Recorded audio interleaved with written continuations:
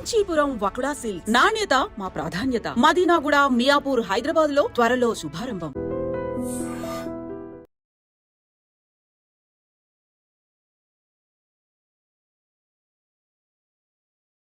Nayeem case కూడా బాగా sensation అయింది. అంటే అందులో నయీం వేల కోట్లు సంపాదించారు, తర్వాత ఒక అసాంఘిక శక్తిగా మారాడు కాబట్టి ఎన్కౌంటర్ చేశాం అని పోలీసులు చెప్తున్నారు. మరి మీరు అటువైపు నుంచి నిలబడి వాళ్ళకి, అంటే నయీం కుటుంబ సభ్యుల వైపు నిలబడి మీరు వాళ్ళకి ఏ విధంగా న్యాయం చేస్తారు? ఇప్పుడు నయీం అయిన తర్వాత నేను వాళ్ళ తరఫున వకాలత్ చేస్తున్నాను. మిగిలింది ఎవరు? భార్య, పిల్లలు, చిన్నపిల్లలు, 10th క్లాస్ ఇంటర్మీడియట్ చదువుతున్నటువంటి పిల్లలు, ఒక ఆడపిల్ల 5th 6th చదువుతున్నటువంటి అమ్మాయి. వాళ్ళని తీసుకెళ్ళి హోమ్లో ఉంచారు, వాళ్ళ మదర్ని తీసుకెళ్ళి జైల్లో వేశారు, ఆమె మీద పీడీ యాక్ట్లు పెట్టారు. సరే, నయీం ఏం చేసినాడు అనేది పోలీసులకు తెలుసు, నయీంకి తెలుసు, మీకు తెలుసు మురళి గారు. వైఫ్కి అయితే తెలియదు కదా. వైఫ్ నోటీస్ ఆమె కూడా బెదిరిస్తుంటే ప్రాపర్టీ అంతా ఆమె పేరు ఉంది అంటున్నారు పోలీసు. ఐ డోంట్ థింక్ అందులో చాలా మందిని ముద్దాయిలుగా చూపెట్టినట్టున్నారు. నయీంకి బినామీలుగా చాలా మందిని చూపెట్టినట్టు కనబడతా ఉంది. వైఫ్ పేరు మీద ఉన్నటువంటి ప్రాపర్టీస్ తక్కువ, అందులో నాకున్నటువంటి అంచనా మేరకి. కుటుంబ సభ్యుల పేరు మీద ఉన్నటువంటి ప్రాపర్టీస్ తక్కువ, బయట వ్యక్తుల పేరు మీదనే ఎక్కువ ప్రాపర్టీస్ ఉన్నాయి అందులో. అదొక ప్రైవేట్ సామ్రాజ్యంగా విస్తరించేటువంటి ప్రయత్నం చేసినట్టు కనబడతా ఉంది ఆ కేసు. దాంట్లో కూడా I don't think the investigation is proper Murali గారు. ఎందుకంటే ఎప్పుడో 15 సంవత్సరాల క్రితం తూపురానికి వెళ్ళి తీసుకుపోయిన ఆయన చంపేసిండు నయీమని 15 సంవత్సరాల తర్వాత ఛార్జ్షీట్ వేస్తే ఏం మిగులుతుంది కేసులో మురళి గారు? మీరు చెప్పండి. ఎక్కడో శ్రీశైలంలో మర్డర్ చేసిరంటారు, శవం దొరకది, చంపిన వాళ్ళు లేరు, డైరెక్ట్ ఎవిడెన్స్ లేదు. 15 సంవత్సరాల క్రితం ఏదో తప్పిపోయినటువంటి మనుషుల ఖాతానంతా నయీమే హత్యలు చేసిండని చెప్పి చేస్తే అందులో భార్య పిల్లలకి ఏం సంబంధం వస్తుంది? How you will establish the crime? మీరు ఆమె వైపు నిలబడినా సరే పోలీసులు ఆమెకి మళ్ళీ ఆ కేసుతో పాటు చాలా కేసులు అరెస్ట్ చేయడం, రిపీట్గా అరెస్ట్ చేస్తున్నారు. మరి ఆమెకి ఎక్కడ న్యాయం జరిగినట్లు అనిపిస్తుంది? ఇప్పుడు ఒక దశలో మేము దాంట్లో హైకోర్టును మూవ్ చేయాలనుకున్నాం. ఇప్పుడు ఒక కేసులో అరెస్ట్ చేస్తారు, బెయిల్ తీసుకోగానే మళ్ళీ ఇంకో కేసులో అరెస్ట్ చేస్తారు. ఒక 100 కేసులు ఆమె మీద నేరం ఆరోపించబడితే మురళి గారు, పోలీసు వాళ్ళు ఆలోచించాల్సింది ఏంటంటే, ఒకటే క్రైమ్కి సంబంధించి లేదా ఒకటే కుటుంబానికి సంబంధించి మీ దగ్గర 100 కేసులు ఉన్నాయి. ఒక కేసులో అరెస్ట్ అయినప్పుడు మిగతా కేసులలో కూడా పీటీ వారెంట్లు వేస్తే అయిపోతుంది కదా. ఆమెను ఇప్పటికి 4 సార్లు అరెస్ట్ చేసినారు. ఒకసారి పీడీ కేసు పెట్టినారు, పీడీ కేసుని హైకోర్టు కొట్టేసింది, ప్రివెంటివ్ డిటెన్షన్ కేసుని. సో కాబట్టి ఆ కేసు లోపల పోలీసు వాళ్ళు ఎందుకు నయీంను పెంచినారు, పోలీసు వాళ్ళు నయీం తోటి మంచి చేయించినారా, చెడు చేయించినారా, నయీం అవసరం పోలీసులకు ఎంతసేపు ఉంది అనేది పోలీసు వాళ్ళు, ఆయనతో పనిచేసిన పోలీసులు కానీ లేదా ఆయనతో పని చేయించిన పోలీసు అధికారులకు కానీ బాగా తెలిసి ఉంటుంది మురళి గారు. ఆయన పోయిన తర్వాత ఆయన భార్య కూడా ఆ క్రైమ్లలో ముద్దాయి అని చెప్పి పెట్టడాన్ని నేను అపోజ్ చేస్తూ ఉన్నాను. మిగతా గ్యాంగ్స్టరు, మిగతా వాళ్ళు ఉన్నారు, నక్సలైట్లు ఉన్నారు, లొంగిపోయిన నక్సలైట్లు ఉన్నారు, ఇతరులు ఉన్నారు అంటే అది వేరైతుంది మురళి గారు. కుటుంబ సభ్యులు, ఇంటర్మీడియట్ చదివే కొడుకో, 7th క్లాస్ చదివే కూతురో, లేకపోతే ఏం తెలియని అమాయకులైనటువంటి వైఫ్నో సిస్టర్నో క్రైమ్లో ఇన్వాల్వ్ చేయడం సరైంది కాదండి. అంటే మీరు అన్నట్లుగా నయీం బతుకున్నప్పుడు ఎక్కడ కూడా నయీం వైఫ్ కానీ తమ్ముళ్ళు కానీ ఎవరు కూడా బెదిరిస్తున్నట్లు కానీ స్క్రీన్ మీద రాలేదు. కానీ చనిపోయిన తర్వాత నయీం వైఫ్, నయీం బావ, నయీం చెల్లు బెదిరిస్తున్నారంటూ వాళ్ళని పదే అరెస్ట్ చేయడం ఎంతవరకు కరెక్ట్ అంటారు? ఇప్పుడు ఏం చేయాలో తెలియక తప్పనిసరి పరిస్థితులలో ఎవరినో ఒకరిని ముద్దాయం చేయడం తప్ప ఏం లేదు అందులో మురళి గారు. కానీ వాళ్ళకి మానసిక క్షోభ ఉంటుంది కదా. అదే చెప్తా ఉన్నాను నేను మీకు. అక్కడ వాళ్ళు నష్టపోతూ ఉన్నారు తప్ప నయీం బతుకున్నప్పుడు జరిగినటువంటి నేరాలు ఏమైనా ఉంటే వాటి మీద నయీం బాధ్యుడు అవుతాడు. నయీంతో పాటు ఇంకెవరైనా క్రైమ్ చేసి ఉంటే వాళ్ళు బాధ్యులు అవుతారు. ఆయన పోయిన తర్వాత ఆయన కుటుంబ సభ్యుల్ని అరెస్ట్ చేయడం అనేది అన్యాయం. అందులోపల చెల్లె చేసింది, అక్క చేసింది, చెల్లెకి నడవరాదు, అక్కకు పరిగెత్తరాదు, తమ్ముడు లేనే లేడు, తమ్ముడిని నక్సలైట్లే చంపేసినారు. ఇంకేముంటుంది అక్కడ కేసులో? ఏం బలం ఉంటుంది? 84 years ఉన్న ముసలిళ్ళని కూడా తెచ్చి రిమాండ్ చేసుడు, దానివల్ల ఏం సాధించగలుగుతారు మురళి గారు? వాళ్ళ మీద మీరు పిటిషన్ వేయచ్చు కదా. వేస్తూ ఉన్నాం కానీ కోర్టులు కూడా నయీం కేసు అనేసరికి కొంచెం మీకు తెలుసు కదా మురళి గారు, భయపడతా ఉంటారు, ఓపిక వినాలంటారు, టైం తీసుకోండి అంటారు. ఒక్కొక్క బెయిల్ పిటిషన్ రావడానికి 3 నెలలు 6 నెలలు పడతా ఉంది. గొప్పతనం ఏంటంటే మన పీడీ కేసులన్నీ కొట్టేయడం జరిగింది హైకోర్టు. దట్ ఈస్ మరొకసారి నయీం తెరపైకి వచ్చాడు. నయీం సంబంధించిన వేల కోట్ల ఆస్తులు ఉన్నాయి. నయీం ఇంట్లో వంట మనిషి పేరు మీద మొత్తం ప్రాపర్టీ ఉంది అంటున్నారు. ఇప్పుడు ఈ దేశం లోపల బినామీ ఆస్తుల చట్టం ఒకటి వచ్చింది మురళి గారు. నిజంగా పోలీసు వాళ్ళు ప్రాపర్గా ఇన్వెస్టిగేట్ చేస్తే అవన్నీ చట్టాలను ఉపయోగించుకొని అక్కడ ఆస్తుల్ని సీజ్ చేయడానికి స్కోప్ ఉంది వాళ్ళకి. కానీ వేగగా పోయి వాళ్ళ పేరు మీద ఉన్నటువంటి ఇండ్లను వాటిని మేము సీజ్ చేస్తామని అంటే దాని చట్టం ఒప్పుకోదు కదా. పోలీసు వాళ్ళకి ప్రైవేట్గా వెళ్ళి ప్రాపర్టీస్ని సీజ్ చేసేటువంటి రైట్ లేదు కాబట్టి ఆ కేసు కోర్టులో నిల్చోలేకపోతా ఉందనేది నాకు ఉన్నటువంటి లాజికల్ ఆర్గ్యుమెంట్. అందులోపల ఇల్లు సీజ్ చేసినామంటారు, ఎట్లా సీజ్ చేస్తారు? ఏ సెక్షన్ కింద సీజ్ చేస్తారు? మీరు ఏం కేసులు పెట్టిరు వాళ్ళ మీద? బినామీ ప్రాపర్టీ చట్టం పెట్టినరా, లేకపోతే మనీ లాండరింగ్ పెట్టినరా? ఏ కేసు కింద నీకు ఇల్లు సీజ్ చేసే అధికారం పోలీసులకు ఉంది భారతదేశంలో? చెప్పండి. ప్రాపర్టీ సీజ్ చేసే రైట్ పోలీసులకు ఎక్కడుంది? ఏ చట్టం కింద సీజ్ చేస్తారు? దానికి ఆన్సర్ లేదు. వాళ్ళకి కూడా తెలుసు కేసు పోతాదని, కానీ ఇప్పుడున్న ప్రజలు బట్టి చేశారని అనుకోవచ్చా మనం? అంతే, టెంపరీగా ఆ రోజు జనంలో ఒక రకమైనటువంటి అది క్రియేట్ చేయడానికి చేస్తున్నటువంటిది తప్ప అందులో శాంక్టిటీ పెద్దగా ఏం కనబడట్లేదు మురళి గారు. ఆ కేసులలో బలం ఉన్నట్టు నేనైతే ఫీల్ కావట్లేదు. దిశ కేసులో నిందితులకి ఎన్కౌంటర్ చేయడం అనేది కరెక్టా కాదా ఒకటి, అంటే మానవాద కోణంలో చూసుకుంటే ఎన్కౌంటర్ కరెక్ట్ అనుకుంటే, మీ వైపు నుంచి చూస్తుంటే లీగల్గా అది కరెక్టా కాదా అనే విషయాలు చెప్పే ముందు ఒకసారి మీ జర్నలిజం నుంచి ఇప్పటివరకు చిన్న అంటే ఒక సామాన్య నిరుపేద కుటుంబం నుంచి వచ్చినటువంటి మేము అనేక కష్టాలను చూస్తూ సమాజంలో ఎదుగుతూ వచ్చిన మురళి గారు. పేద ప్రజల కష్టం వస్తే అండగా నిల్చోవలసినటువంటి ఈ వ్యవస్థలో, అది పోలీస్ వ్యవస్థన, న్యాయ వ్యవస్థన, రాజకీయ వ్యవస్థన, ఏ వ్యవస్థ కూడా పేదోడి కష్టాన్ని పట్టించుకోలేనటువంటి పరిస్థితులు, అమాయకులైనటువంటి రైతులు పడుతున్న ఇబ్బందులు, సామాన్యుడైనటువంటి తెలంగాణ ప్రజానికానికి కలుగుతున్నటువంటి ఇబ్బందుల్ని గమనంలోకి తీసుకున్నప్పుడు ఒక దశలో పోలీస్ కావాలని, ఒక దశలో వకీల్ కావాలని, ఒక దశలో రాజకీయ నాయకుడు అయితేనే ఎక్కువ సెక్షన్ ఆఫ్ పీపుల్కి న్యాయం చేస్తామేమో అనేటువంటి ఆశతోటి రకరకాలైనటువంటి వృత్తుల్ని మారుస్తూ చివరికి రాజకీయమే నా వృత్తిగా సెటిల్ అయినప్పటికీ కూడా ఇప్పటికీ పలు దఫాలుగా మీరు అడిగినప్పుడు అనేక కేసులలో ఒక అడ్వకేట్గా ఉండి కొంతవరకు అక్కడ బాధిత కుటుంబాలకి న్యాయం చేయాలనేటువంటి ఒక ఆలోచన ఉంది. అన్ని చోట్లలో పోలీసు వాళ్ళు తప్ప, అన్ని చోట్లలో పోలీసు వాళ్ళు రైటా అంటే పోలీసులలో కూడా మంచి వాళ్ళు ఉన్నారు మురళి గారు, చెడ్డ వాళ్ళు కూడా ఉన్నారు. సో దిశ ఎన్కౌంటర్ జరిగినటువంటి మొదటి 1-2 రోజులలో ప్రజల నుంచి వచ్చినటువంటి ఉత్సాహం, స్పందన చూస్తే ఈ దేశంలో ఏదో వ్యవస్థలు విఫలం చెందుతూ ఉన్నాయి, వ్యవస్థలు విఫలమైనాయి కాబట్టి ప్రజలలో ఒక రకమైనటువంటి ఆవేదన, ఆవేశం వస్తూ ఉంది. ప్రజలందరూ కూడా ఈ వ్యవస్థల్ని సరి చేయడానికి ఎన్కౌంటరే సరైంది అనేది భావించినారు అనేటువంటి ఒక మెసేజ్ని అటు మీడియా కానీ అక్కడ జరిగినటువంటి సంఘటనలు బట్టి కానీ మనం గమనించి విషయం వెళ్ళే ముందు మీరు గతంలో చేసిన కేసుల గురించి ఒకసారి డిస్కస్ చేద్దాం. మీరు జర్నలిస్ట్గా ఉన్నప్పుడు రాసిన పటాన్చేరులో పారిశ్రామిక వాడల మీద జరిగిన విషయంతో పాటు మీరు అడ్వకేట్ ఇప్పుడు అక్కడ నేను మొదటి నుంచి కూడా మురళి గారు చిన్న కుటుంబం నుంచి వచ్చిన కాబట్టి మానవతా హృదయంతో స్పందించడం కొంచెం అలవాటు అయింది. ఈనాడు రిపోర్టర్గా నేను పనిచేసేటప్పుడు మురళి గారు ఒక చిన్న సంఘటన చెప్తాను మీకు, హృదయ విదారకరమైనటువంటి సంఘటన. పటాన్చేరు అంటేనే కాలుష్యానికి కాసారంగా మారింది, మీరు చూసారు. పోచారం అనేటువంటి ఒక గ్రామంలో ఒక తల్లికి 14 సార్లు అబార్షన్లు అయినాయి మురళి గారు. ఏంది అంటే ఆ గ్రామం, పోచారం అనే గ్రామం నక్కవాగు తలాపునే ఉంటుంది. ప్రతి పరిశ్రమ విడుదల చేసినటువంటి రసాయనాలన్నీ నక్కవాగులో లోపలికి పర్కులేట్ అయ్యి భూమి లోపలికి, అసలు ఆ పోచారం అనేటువంటి విలేజ్ లోపల జనజీవనం అతలాకుతలమైనప్పుడు నక్కవాగు గురించి సంబంధించినటువంటి అనేక public interest litigation petitions move చేస్తే నాడు జస్టిస్ జీవన్ రెడ్డి గారు చెప్తారు, పటాన్చెరులో ఉన్నటువంటి నక్కవాగు చచ్చిపోయింది అన్నారు. అంటే దాని నీరు దేనికి ఉపయోగకరం కాదు అన్నారు. ఇంకో దశ లోపల సుదర్శన్ రెడ్డి గారు అనుకుంటే దాన్ని మినీ చెర్నోబిల్గా డిక్లేర్ చేసినటువంటి పరిస్థితి వచ్చింది పటాన్చెరుకి. సుప్రీంకోర్టే జోక్యం చేసుకొని పటాన్చెరు చుట్టూ ఉన్నటువంటి కొన్ని గ్రామాలకి ఉచితంగా రక్షిత మంచినీరు ఇవ్వాలని చెప్పి ఆర్డర్ ఇచ్చేటువంటి పరిస్థితికి వచ్చింది. సో అట్లా కాలుష్యానికి వ్యతిరేకంగా మొదలైనటువంటి మా పంచాయతీ పేద ప్రజలకు అనుకూలంగా ఉండేటువంటి అనేక సమస్యల్ని పోరాడాల్సి వచ్చింది. రామచంద్రాపురం మండలం బండ్లగూడ అని ఇంకో గ్రామం ఉంటుంది మురళి గారు. ఏ బ్లూ బేబీ ఈజ్ బార్న్. జనరల్గా మనిషి ఎందుకు ఇట్లా ఉంటాడు, మనిషి రక్తం ఎందుకు ఎర్రగా ఉంటుంది అంటే హీమోగ్లోబిన్ ఉంటే, బ్లడ్లో హీమోగ్లోబిన్ ఉంటుంది కాబట్టి మనిషి రక్తం ఎరుపుగా ఉంటుంది మురళి గారు. కానీ బండ్లగూడలో ఒక తల్లికి పుట్టినటువంటి బిడ్డ నీలి రక్తంతో పుట్టింది. సో కొద్ది రోజులకే చనిపోయింది పాప. దాని మీద జరిగినటువంటి ప్రయోగాలలో తెలిసింది ఏంటంటే ఆ పాప రక్తంలో హీమోగ్లోబిన్ ప్లేస్ లోపల సీసం అక్యుములేట్ అయింది, లెడ్ వచ్చింది. ఎక్కడి నుంచి వచ్చింది లెడ్? బండ్లగూడ చుట్టుపక్కల ఉన్నటువంటి మనుషులందరూ రక్తం శాంపుల్స్ తీసుకొని చూస్తుంటే వారి బ్లడ్ లోపల లెడ్ పర్సెంటేజ్ పెరుగుతుంది అనేది సైంటిస్టులు గమనించినారు. ఎక్కడి నుంచి వచ్చింది?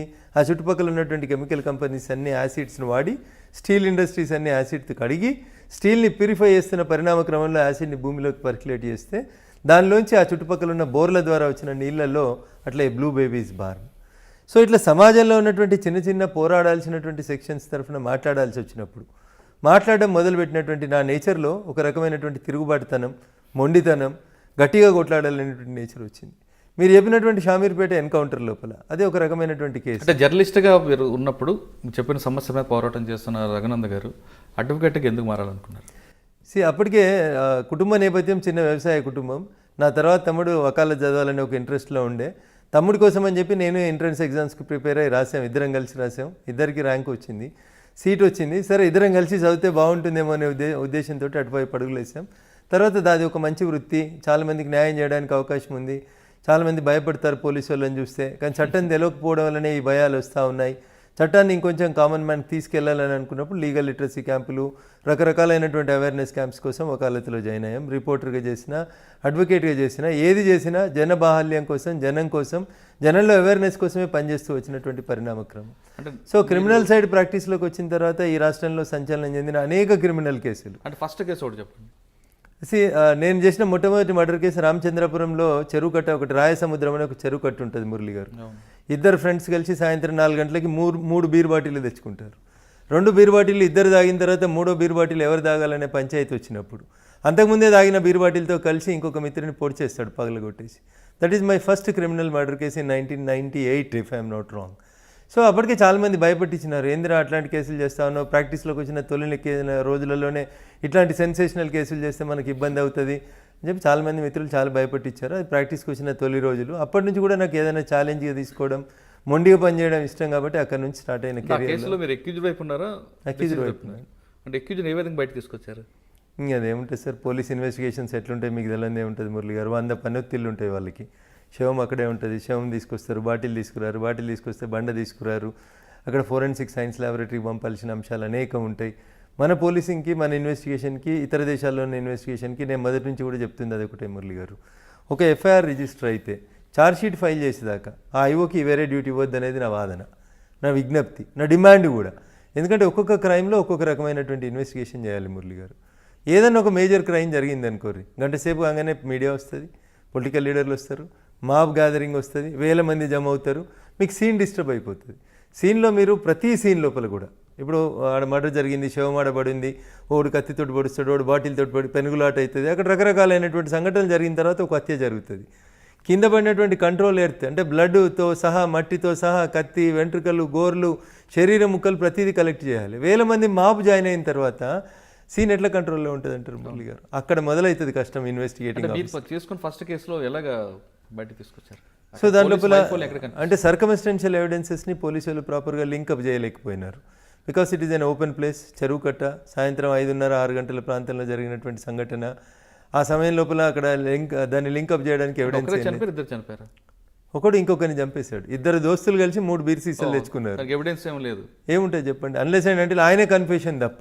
ఆయనంతలో ఆయనే మళ్ళీ పోలీసు వాళ్ళకి నేనే చంపేశానని అడ్మిట్ అయ్యాడనే ఒక నేరస్తుని అంగీకారం తప్ప అది చెల్లదు కదా. Confession made before A police officer is inadmissible. So అక్కడ ఆ రికవరీ చేసినటువంటి బీర్ బాటిల్ ముక్క మీద ఫింగర్ ప్రింట్స్ తీసుకోవడం, ఇట్లాంటివన్నీ సైంటిఫిక్ ఎవిడెన్స్ తీసుకోవడానికి ఒక అవకాశం ఉండే. But scene was disturbed. Police could not be in a position to collect that beer bottle or evidence, fingerprints లేవు.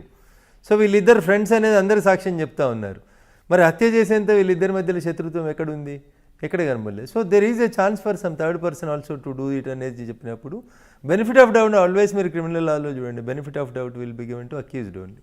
సో అట్లా ఆ నేరస్తుని నేను బయటికి తీసుకొచ్చాను. అప్పటి నుంచి కాన్ఫిడెన్స్ లెవెల్స్ పెరిగిపోయినాయి. సో క్రిమినల్ సైడ్ మనం ఏం చేసినా గెలవగలుగుతాం అనేటువంటి ఒక ఆసక్తి పెరిగిపోయింది. దాని తర్వాత ఏ కేసులు వచ్చాయి? ఇంకా ఆ తర్వాత అన్ని సంగారెడ్డి, మా మెదక్ జిల్లా కేంద్రం లోపల వచ్చినటువంటి అనేకమైనటువంటి కేసులలో శివంస్ దగ్గర ఫైరింగ్ అయి పారిపోయిండని ఒక నక్సలైట్ నాయకుడు నందు అని వచ్చిండే, జనశక్తికి సంబంధించిన అతని కేసుతోటి మొదలుకుంటే ఇట్లా మా జిల్లా లోపల కానీ రాష్ట్రంలో. కేసు గురించి ఒకసారి చెప్పండి.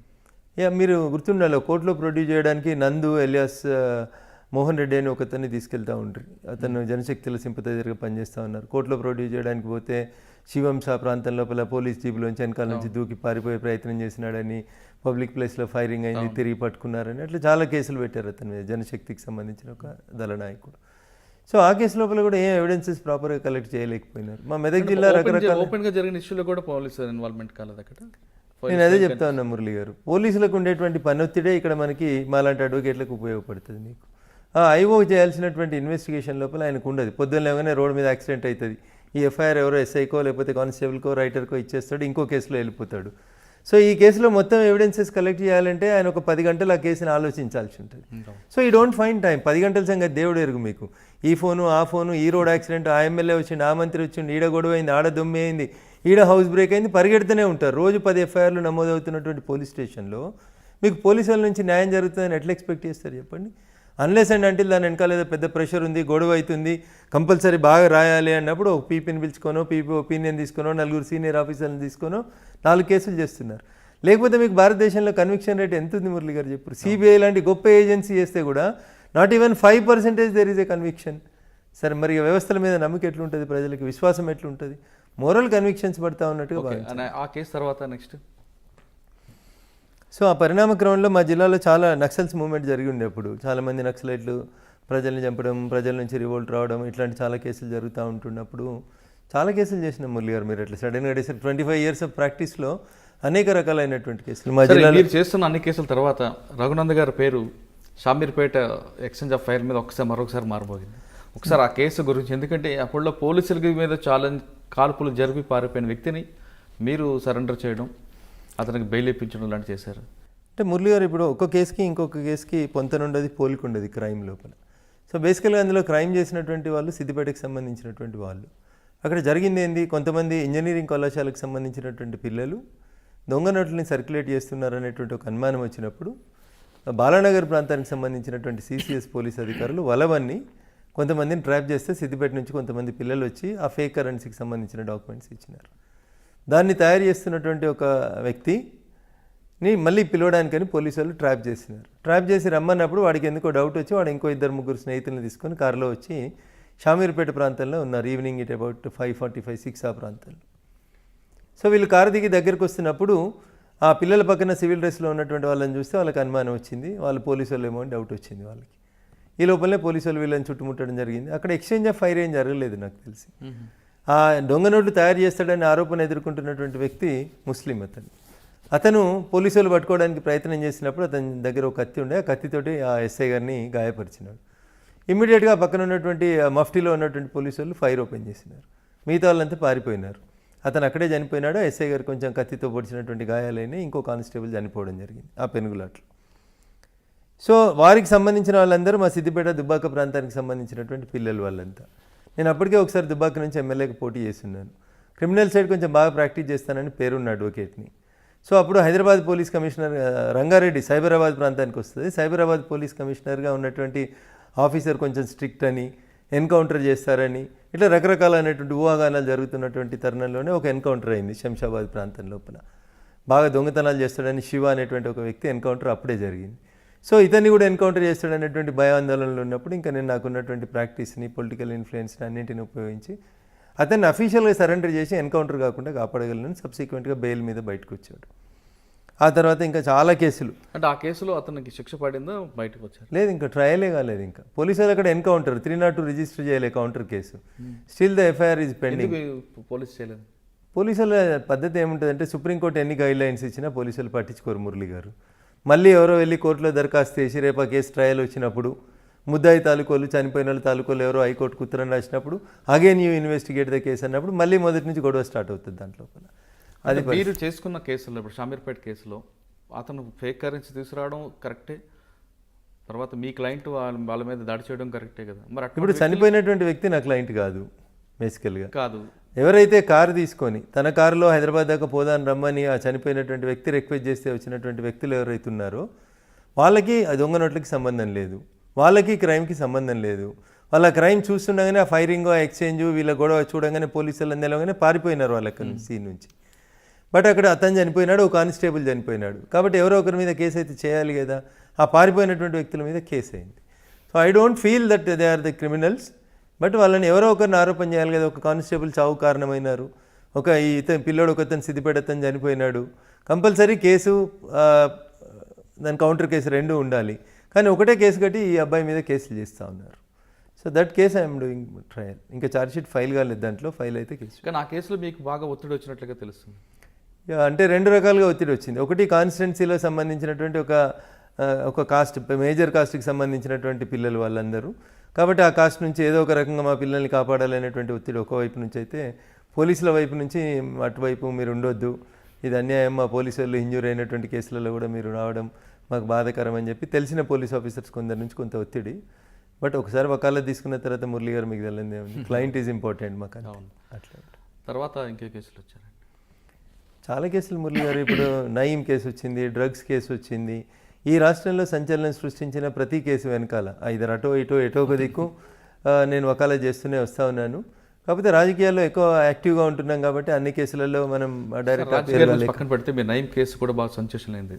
అంటే అందులో నయీం 1000 కోట్లు సంపాదించారు, తర్వాత ఒక అసాంఘిక శక్తిగా మారాడు కాబట్టి ఎన్కౌంటర్ చేశాం అని పోలీసులు చెప్తున్నారు. మరి మీరు అటువైపు నుంచి నిలబడి వాళ్ళకి, అంటే నయీం కుటుంబ సభ్యుల వైపు నిలబడి మీరు వాళ్ళకి ఏ విధంగా న్యాయం చేస్తారు? ఇప్పుడు నయీం అయిన తర్వాత నేను వాళ్ళ తరఫున వకాలత్ చేస్తున్నాను. మిగిలింది ఎవరు?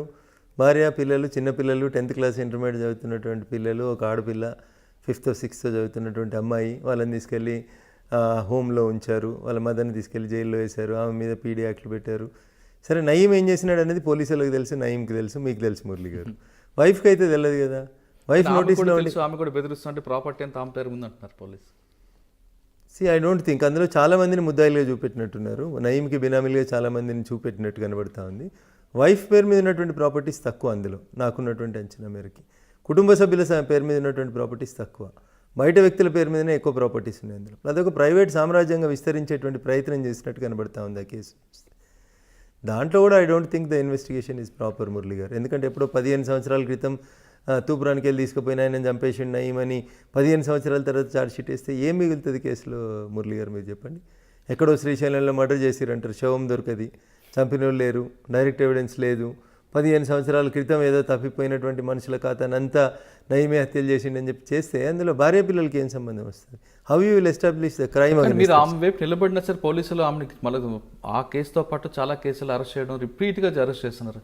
మరి ఆమెకి ఎక్కడ న్యాయం జరిగినట్లు అనిపిస్తుంది? ఇప్పుడు ఒక దశలో మేము దాంట్లో హైకోర్టును మూవ్ చేయాలనుకున్నాం. ఇప్పుడు ఒక కేసులో అరెస్ట్ చేస్తారు, బెయిల్ తీసుకోగానే మళ్ళీ ఇంకో కేసులో అరెస్ట్ చేస్తారు. ఒక 100 కేసులు ఆమె మీద నేరం ఆరోపించబడితే మురళి గారు, పోలీసు వాళ్ళు ఆలోచించాల్సింది ఏంటంటే ఒకటే క్రైమ్కి సంబంధించి లేదా ఒకటే కుటుంబానికి సంబంధించి మీ దగ్గర 100 కేసులు ఉన్నాయి. ఒక కేసులో అరెస్ట్ అయినప్పుడు మిగతా కేసులలో కూడా పీటీ వారెంట్లు వేస్తే అయిపోతుంది కదా. ఆమెను ఇప్పటికి 4 సార్లు అరెస్ట్ చేసినారు. ఒకసారి పీడీ కేసు పెట్టినారు, పీడీ కేసుని హైకోర్టు కొట్టేసింది, ప్రివెంటివ్ డిటెన్షన్ కేసుని. సో కాబట్టి ఆ కేసు లోపల పోలీసు వాళ్ళు ఎందుకు నయీంను పెంచినారు, పోలీసు వాళ్ళు నయీం తోటి మంచి చేయించినారా, చెడు చేయించినారా, నయీం అవసరం పోలీసు వాళ్ళకి ఎంతసేపు ఉంది అనేది పోలీసు వాళ్ళు, ఆయనతో పనిచేసిన పోలీసు వాళ్ళు కానీ లేదా ఆయనతో పని చేయించిన పోలీసు అధికారులకు కానీ బాగా తెలిసి ఉంటుంది మురళి గారు. ఆయన పోయిన తర్వాత ఆయన భార్య కూడా ఆ క్రైమ్లలో ముద్దాయి అని చెప్పి పెట్టడాన్ని నేను అపోజ్ చేస్తూ ఉన్నాను. మిగతా గ్యాంగ్స్టరు, మిగతా వాళ్ళు ఉన్నారు, నక్సలైట్లు ఉన్నారు, లొంగిపోయిన నక్సలైట్లు ఉన్నారు, ఇతరులు ఉన్నారు అంటే అది వేరైతుంది మురళి గారు. కుటుంబ సభ్యులు, ఇంటర్మీడియట్ చదివే కొడుకో, 7th క్లాస్ చదివే కూతురో, లేకపోతే ఏం తెలియని అమాయకులైనటువంటి వైఫ్నో సిస్టర్నో క్రైమ్లో ఇన్వాల్వ్ చేయడం సరైంది కాదండి. అంటే మీరు అన్నట్లుగా నయీం బతుకున్నప్పుడు ఎక్కడ కూడా నయీం వైఫ్ కానీ తమ్ముళ్ళు కానీ ఎవరు కూడా బెదిరిస్తున్నట్లు కానీ స్క్రీన్ మీద రాలేదు. కానీ చనిపోయిన తర్వాత నయీం వైఫ్, నయీం బావ, నయీం చెల్లు బెదిరిస్తున్నారంటూ వాళ్ళని పదే పదే అరెస్ట్ చేయడం ఎంతవరకు కరెక్ట్ అంటారు? ఇప్పుడు ఏం చేయాలో తెలియక తప్పనిసరి పరిస్థితులలో ఎవరినో ఒకరిని ముద్దాయం చేయడం తప్ప ఏం లేదు అందులో మురళి గారు. కానీ వాళ్ళకి మానసిక క్షోభ ఉంటుంది కదా. అదే చెప్తా ఉన్నాను నేను మీకు. అక్కడ వాళ్ళు నష్టపోతూ ఉన్నారు తప్ప నయీం బతుకున్నప్పుడు జరిగినటువంటి నేరాలు ఏమైనా ఉంటే వాటి మీద నయీం బాధ్యుడు అవుతాడు. నయీంతో పాటు ఇంకెవరైనా క్రైమ్ చేసి ఉంటే వాళ్ళు బాధ్యులు అవుతారు. ఆయన పోయిన తర్వాత ఆయన కుటుంబ సభ్యుల్ని అరెస్ట్ చేయడం అనేది అన్యాయం. అందులోపల చెల్లె చేసింది, అక్క చేసింది, చెల్లెకి నడవరాదు, అక్కకు పరిగెత్తరాదు, తమ్ముడు లేనే లేడు, తమ్ముడిని నక్సలైట్లే చంపేసినారు. ఇంకేముంటుంది అక్కడ కేసులో? ఏం బలం ఉంటుంది? 84 years ఉన్న ముసలిని కూడా తెచ్చి రిమాండ్ చేస్తుడు, దానివల్ల ఏం సాధించగలుగుతారు మురళి గారు? వాళ్ళ మీద మీరు పిటిషన్ వేయచ్చు కదా. వేస్తూ ఉన్నాం కానీ కోర్టులు కూడా నయీం కేసు అనేసరికి కొంచెం మీకు తెలుసు కదా మురళి గారు, భయపడతా ఉంటారు, ఓపికగా వినాలంటారు, టైం తీసుకోండి అంటారు. ఒక్కొక్క బెయిల్ పిటిషన్ రావడానికి 3 నెలలు 6 నెలలు పడతా ఉంది. గొప్పతనం ఏంటంటే మన పీడీ కేసులన్నీ కొట్టేయడం జరిగింది హైకోర్టు. దట్ ఈస్ మరొకసారి నయీం తెరపైకి వచ్చాడు. నయీం సంబంధించిన 1000 కోట్ల ఆస్తులు ఉన్నాయి. నయీం ఇంట్లో వంట మనిషి పేరు మీద మొత్తం ప్రాపర్టీ ఉంది అంటున్నారు. ఇప్పుడు ఈ దేశం లోపల బినామీ ఆస్తుల చట్టం ఒకటి వచ్చింది మురళి గారు. నిజంగా పోలీసు వాళ్ళు ప్రాపర్గా ఇన్వెస్టిగేట్ చేస్తే అవన్నీ చట్టాలను ఉపయోగించుకొని అక్కడ ఆస్తుల్ని సీజ్ చేయడానికి స్కోప్ ఉంది వాళ్ళకి. కానీ వేగగా పోయి వాళ్ళ పేరు మీద ఉన్నటువంటి ఇండ్లను వాటిని మేము సీజ్ చేస్తామని అంటే దాని చట్టం ఒప్పుకోదు కదా. పోలీసు వాళ్ళకి ప్రైవేట్గా వెళ్ళి ప్రాపర్టీస్ని సీజ్ చేసేటువంటి రైట్ లేదు కాబట్టి ఆ కేసు కోర్టులో నిల్చోలేకపోతా ఉందనేది నాకు ఉన్నటువంటి లాజికల్ ఆర్గ్యుమెంట్. అందులోపల ఇల్లు సీజ్ చేసినామంటారు, ఎట్లా సీజ్ చేస్తారు? ఏ సెక్షన్ కింద సీజ్ చేస్తారు? మీరు ఏం కేసులు పెట్టిరు వాళ్ళ మీద? బినామీ ప్రాపర్టీ చట్టం పెట్టినరా, లేకపోతే మనీ లాండరింగ్ పెట్టినరా? ఏ కేసు కింద నీకు ఇల్లు సీజ్ చేసే అధికారం పోలీసులకు ఉంది భారతదేశంలో? చెప్పండి. ప్రాపర్టీ సీజ్ చేసే రైట్ పోలీసులకు ఎక్కడుంది? ఏ చట్టం కింద సీజ్ చేస్తారు? దానికి ఆన్సర్ లేదు. వాళ్ళకి కూడా తెలుసు కేసు పోతాదని, కానీ ఇప్పుడున్న ప్రజలు బట్టి చేశారని అనుకోవచ్చా మనం? అంతే, టెంపరీగా ఆ రోజు జనంలో ఒక రకమైనటువంటి అది క్రియేట్ చేయడానికి చేస్తున్నటువంటిది తప్ప అందులో శాంక్టిటీ పెద్దగా ఏం కనబడట్లేదు మురళి గారు. ఆ కేసులలో బలం ఉన్నట్టు నేనైతే ఫీల్ కావట్లేదు. ఓకే, నయీం కేసు తర్వాత మీరు ఇంకా డ్రగ్స్ కేసుకు వచ్చినప్పుడు మీరు చూసినారు. డ్రగ్స్ కేసు లోపల కూడా సినిమా ఇండస్ట్రీ మీద పలు ఆరోపణలు. బేసికల్గా అక్కడ ఇన్వెస్టిగేషన్ జరగాల్సింది స్కూళ్ళలో చిన్నపిల్లలకి డ్రగ్స్ ఎట్లా వచ్చినాయి అనేది ఇన్వెస్టిగేట్ చేయాల్సిన కేసుని దాన్ని తీసుకెళ్ళి ఎవరో సినిమా వాళ్ళు సప్లై చేసిరని, సినిమాకి వెళ్ళి నిర్మాతలకి వెళ్ళి హీరోలకి వెళ్ళి హీరోయిన్లు, దాన్ని ఏదో సంచలనమైనటువంటి కేసుగా డైవర్ట్ చేసేటువంటి ప్రయత్నం చేసిరు తప్ప మొదట మనకు అనుమానం వచ్చింది మీడియాలో వచ్చింది ఎక్కడ వచ్చింది? స్కూల్ పిల్లలకి డ్రగ్స్ ఎక్కడి నుంచి వస్తున్నాయి అనేది, ఒక కార్పొరేట్ స్కూల్ దగ్గర అమ్ముతున్నారు అనేది బేసికల్గా ఇష్యూ స్టార్ట్ అయింది మనకి.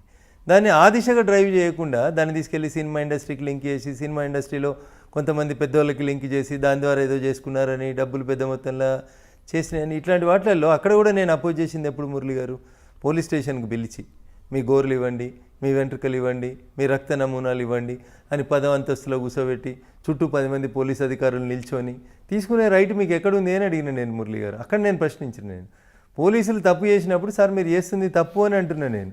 అంతకుమించి మీరు ఇన్వెస్టిగేషన్ చేయొద్దని నేను ఎప్పుడు చెప్పలేదు. ఏ చట్ట ప్రకారం నువ్వు అది తీసుకుంటున్నావు, హెయిర్ తీసుకోవాలని నువ్వు అనుకున్నావు. సో ఈ గివ్ హిమ్ ఏ నోటీస్, ఆయనకు నోటీస్ ఈ ప్రొసీజర్ ఏం చెప్పింది కోర్టు ప్రొసీజర్ ప్రకారం unless and until drunk and డ్రైవ్లో తప్ప మిమ్మల్ని తీసుకెళ్ళి టెస్ట్లు చేయించి మిమ్మల్ని మీ శరీరంలోంచి ఆల్కహాల్ ఉందా లేదా అని చెప్పి టెస్ట్ చేసేటువంటి పరిస్థితి మీకు డ్రంక్ అండ్ డ్రైవ్ కేసులలో మినహా పోలీసు వాళ్ళకి మీ శరీరంలోంచి ఒక భాగం తీసుకొని పోయే అధికారం ఎక్కడిది? గోర్లు ఎక్కడికి వెళ్ళి తీసుకుంటారు, వెంట్రుకలు ఎట్లా తీసుకుంటారు? తీసుకోమని నీకు చట్టం చెప్తే ఏ చట్ట ప్రకారం తీసుకుంటున్నావు నాకు నోటీస్ ఇవ్వమని అడిగా నేను. సో అక్కడి నుంచి ఈ మొండితనం ఈ గొడవలు స్టార్ట్ అవుతున్నట్టు కనబడుతుంటుంది మురళి గారు. దాంట్లో కూడా హైకోర్టు అదే చెప్పింది, మేము కేసు ఫైల్ చేసిన తర్వాతనే మీరు ఎవరిని పిలిచినా వాళ్ళ కాన్సెంట్ లేకుండా వాళ్ళ శరీరంలోని ఏ పార్ట్ కూడా తీసుకోవద్దు అని చెప్పింది. అది నేచురల్ జస్టిస్ మురళి గారు. అది అక్కడే గొడవ స్టార్ట్ ఆ అవుతుంది. కేసులో అంత హైప్ తీసుకొచ్చిన పోలీస్ ఆఫీసర్స్ అంటే ఎక్సైజ్ డిపార్ట్మెంట్ తర్వాత ఛార్జ్ షీట్ వేసిన అంత పెద్ద ప్రయోజనం